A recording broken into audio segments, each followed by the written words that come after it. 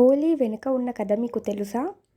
పూర్వం ఒక శక్తివంతమైన రాక్షస రాజు హిరణ్యకశ్యపుడు ఉండేవాడు. అతను చాలా అహంకారిగా ఉండేవాడు. అంతేకాదు, తన రాజ్యంలో ప్రతి ఒక్కరూ తననే పూజించాలని కోరుకున్నాడు. కానీ అతని తనయుడు ప్రహ్లాదుడు మాత్రం శ్రీ మహావిష్ణువు భక్తుడు. హిరణ్యకశ్యపుడు ప్రహ్లాదుడు విష్ణువుని పూజించడం చూసి కోపంతో మండిపడ్డాడు. అతన్ని చాలా మార్లు చంపేందుకు ప్రయత్నించడం మొదలుపెట్టాడు. దానిలో భాగంగా హిరణ్యకశ్యపుడు సైనికుల్ని పిలిపించి ప్రహ్లాదుణ్ణి చంపేయమని ఆజ్ఞాపించాడు. సైనికులు ప్రహ్లాదుణ్ణి ఎత్తైన పర్వతం పైకి తీసుకెళ్తారు. ప్రహ్లాదుడు అక్కడ హరినామస్మరణం చేస్తూ ఉంటాడు. ఇంతలో సైనికులు ప్రహ్లాదుణ్ణి నెట్టేస్తారు. కానీ ప్రహ్లాదుడు సురక్షితంగా నేలపై ఉంటాడు.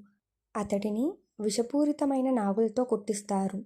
కానీ హరినామస్మరణ చేస్తున్న ప్రహ్లాదుడికి ఏమీ అవదు. ప్రహ్లాదుణ్ణి ఏనుగుల కింద తొక్కిస్తారు. కానీ ప్రహ్లాదుడు భయపడడు.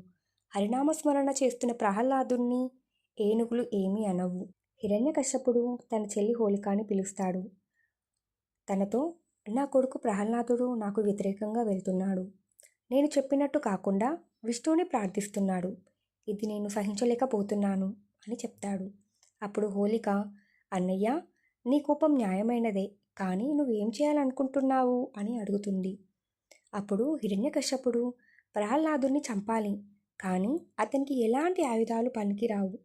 నీకు అగ్నిలో కాలిపోని వరం ఉంది కదా అని అడుగుతాడు. అప్పుడు హోలిక, అవునన్నయ్య, బ్రహ్మదేవుడు నాకు వరం ఇచ్చాడు. నేను అగ్నిలో కూర్చున్నా నన్ను అగ్ని ఏమీ కాల్చలేదు అని చెప్తుంది. అప్పుడు హిరణ్యకశ్యపుడు, నువ్వు ప్రహ్లాదుని నీ ఒడిలో కూర్చుండబెట్టి అగ్నిలో కూర్చో, అప్పుడు విష్ణువు రక్షించలేకపోతాడు. సరే అన్నయ్య, నేను ప్రహ్లాదుని అగ్నిలో తీసుకెళ్తాను. నా వరంతో నాకు ఏమీ అవదు. అతనితో పాటు హోలిక అగ్నిలో కూర్చుంటుంది. అయితే ప్రహ్లాదుని విష్ణువు రక్షిస్తాడు.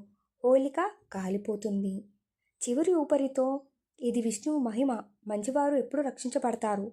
హోలిక అగ్నిలో భస్మం అవుతుంది. ప్రహ్లాదుడు రక్షించబడతాడు. హిరణ్యకశ్యపుడు అసహనంతో ఉరకలెత్తుతూ ప్రహ్లాదుని ఎదురుగా నిలుస్తాడు. నీ విష్ణువు ఎక్కడున్నాడు? అతడు నిన్ను రక్షించగలడా?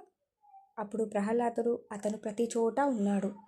అప్పుడు హిరణ్యకశ్యపుడు అడుగుతాడు, ఈ స్తంభంలో ఉన్నాడా నీ విష్ణువు? అప్పుడు ప్రహ్లాదుడు, ఈ స్తంభంలో కూడా శ్రీహరి ఉంటాడు అని సమాధానమిస్తాడు. హిరణ్యకశ్యపుడు కోపంతో ఆ స్తంభాన్ని కొడతాడు. ఒక్కసారిగా పెద్ద శబ్దంతో నరసింహ రూపంలో శ్రీ మహావిష్ణువు ప్రత్యక్షమవుతాడు. నరసింహస్వామి హిరణ్యకశ్యపుని సంహరిస్తాడు. రాజ్యంలో ధర్మం తిరిగి స్థాపించబడుతుంది. గ్రామంలోని ప్రజలందరూ ఆనందంగా రంగులతో హోలీ వేడుకలు జరుపుకుంటారు. ధర్మం చెడుపై గెలిచింది. సంతోషంగా హోలీ జరుపుకుంటారు.